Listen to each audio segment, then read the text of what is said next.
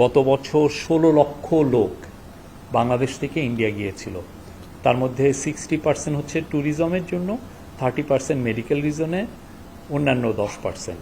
বাঁধের কথা আসছে, এটা থেকে অটোমেটিক রিলিজটা হয়েছে। এত পানির উচ্চতা, এত পানি, ফলে এটার থেকে পানি অটোমেটিক রিলিজ হয়েছে। প্রণয় বর্মা বলেছেন যে ওনারা বাংলাদেশের সাথে কাজ করতে চান, বাংলাদেশকে ওনারা বাংলাদেশের শেয়ার্ড প্রসপ্যারিটি বাংলাদেশ এবং ইন্ডিয়ার মধ্যে ওইটার ব্যাপারে ওনারা এমফাসিস দিয়েছেন।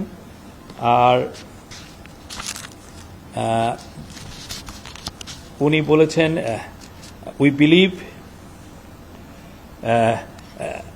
we strongly believe in a strong and prosperous Bangladesh, and উনি মোর পজিটিভ এঙ্গেজমেন্টের কথা বলেছেন বাংলাদেশের সাথে। এবং উনি কয়েকটা বিষয় এসছে, তার মধ্যে খুবই কিছুটা মাইনরিটির নিয়ে একটু কথা উঠছে, বাট এটা খুবই ব্রিফলি মাইনরিটি ইস্যু নিয়ে। আর কিছু কথা এসছে যে পিপল টু পিপল এঙ্গেজমেন্টের কথা। উনি বলেছেন যে গত বছর 16 লক্ষ লোক বাংলাদেশ থেকে ইন্ডিয়া গিয়েছিল। তার মধ্যে 60% হচ্ছে ট্যুরিজমের জন্য, 30% মেডিকেল রিজনে, অন্যান্য 10%। এবং এটা মানে বিশ্বের মধ্যে কোনো দেশের this is the largest visa operation ইন্ডিয়ার বাংলাদেশে যেটা। অ্যান্ড উনি বলেছেন we are really looking forward to working together. তারপরে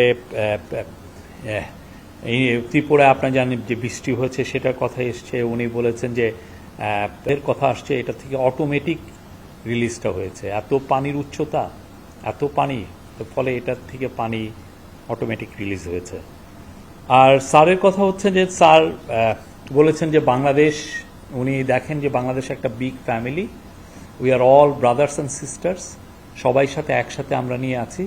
আর স্যার আপনি জানেন কিছুদিন আগে মাননীয় Indian prime minister Shri Narendra মোদীর সাথে যখন কনভারসেশন, উনি কিন্তু বলেছিলেন যে কিছু কিছু রিপোর্ট মাইনরিটি রাইটস নিয়ে, যে মাইনরিটি প্রোটেকশন নিয়ে যে সমস্ত রিপোর্ট হচ্ছে, অনেকগুলোই এক্সাজারেটেড, এটা উনি বলেছেন। এবং ওনার এটার জন্য উনি সবাইকে আহ্বান করেছেন, ইন্ডিয়ান সমস্ত জার্নালিস্টকে, আসেন আপনারা বাংলাদেশ ভিজিট করেন, আপনি নিজের মতো করে ঘুরে দেখেন কোথায় কি হয়েছে, instead of relying on social media, আপনি এটা দেখেন। আর ইন্ডিয়ান অ্যাম্বাসেডার তার বক্তব্যে একটা বিষয়ে তার কথার মধ্যে আনেছেন যে তারা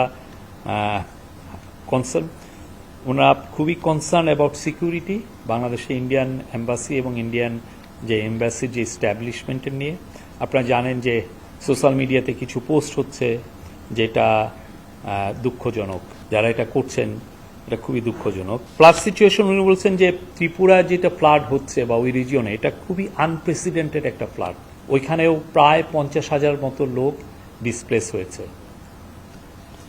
অ্যান্ড উনি বলেছেন it has created havoc on both sides, both India and Bangladesh.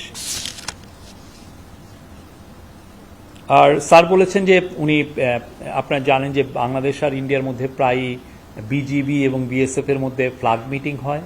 তো স্যার বলেছেন যে এরকম কোনো কোলাবোরেশন করা যায় কি না, যে আমরা আর ইন্ডিয়া মানে হাই লেভেল ফ্ল্যাগ মিটিং, যখনই এই ধরনের এই যে বন্যার হঠাৎ করে, যেহেতু আমরা আর ইন্ডিয়া একই ক্যাচমেন্ট এরিয়া শেয়ার করি বা একই অনেক ক্ষেত্রে আমাদের ডেল্টাটাও ওভারল্যাপ করে, সেক্ষেত্রে এই যে ওয়াটার, তো we share the same water. তো সেই জন্য ওনার কথা হচ্ছে যে এই মানে খুবই হাই লেভেল একটা কোলাবোরেশন, এবং এটার জন্য এমার্জেন্সি সিচুয়েশনে এটা যাতে একটি